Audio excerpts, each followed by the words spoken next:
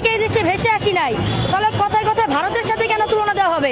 ভারতে যদি মুসলিম অত্যাচার করে থাকে আমি এর তীব্র নিন্দা জানাই, কারণ কোনো দেশে এই সংখ্যালঘুর উপর অত্যাচার করা এটা একদম উচিত না।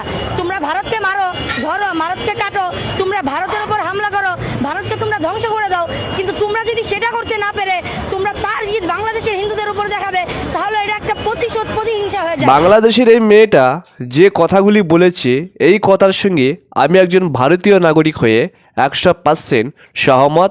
তিনি সঠিকই কথা বলেছেন, তিনি ভুল কোনো কিছুই বলেননি। কারণ বাংলাদেশের সনাতনী হিন্দুরা বাংলাদেশে বসবাস করে, তারা কিন্তু আর ভারতবর্ষে বসবাস করে না। তাহলে তারা যখন বাংলাদেশের মধ্য থেকে নিজেদের অধিকারের জন্য, নিজেদের বাঁচার জন্য আন্দোলন করে, তখন তাদেরকে বারে বারে ভারতের দালাল বলে কিছু কিছু মৌলানা জিহাদিরা। আমি সবাইকে বলছি না, বাংলাদেশের সকল মুসলিমরা খারাপ নয়, তবে কিছু কিছু মুসলিমরা সনাতনী হিন্দুদের বারে বারে ভারতের দালাল এমন মন্তব্য করে থাকে। তাদের জানা দরকার বাংলাদেশের বাসিন্দারা ভারত থেকে যায়নি, তারা কিন্তু সর্বপ্রথম বাংলাদেশেই ছিল, বাংলাদেশে তাদের জন্ম এবং বাংলাদেশেই ছিল।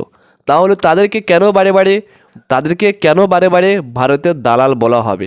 আর এটা বাংলাদেশিরা ভারতীয়দের সঙ্গে লড়াই না করতে পেরে, যুদ্ধ না করতে পেরে বাংলাদেশের সনাতনী হিন্দুদের উপর একের পর এক অত্যাচার করছে। বাংলাদেশে একটা সময় সনাতনী হিন্দুরাই ছিল, তাহলে সেই সনাতনীরা যদি সনাতন ধর্মকে প্রচার করে, সনাতন ধর্মের ভগবান রামচন্দ্রের মূর্তি করে, তাহলে তাদেরকে কেন বাধা দেওয়া হচ্ছে? তাদেরকে কেন বলা হচ্ছে ভারতের দালাল? এই সমস্ত মন্তব্যগুলি কেন কিছু কিছু জিহাদিরা করছে? এটাই তো প্রশ্ন থেকে যায় প্রত্যেক ভারতীয়দের কাছে।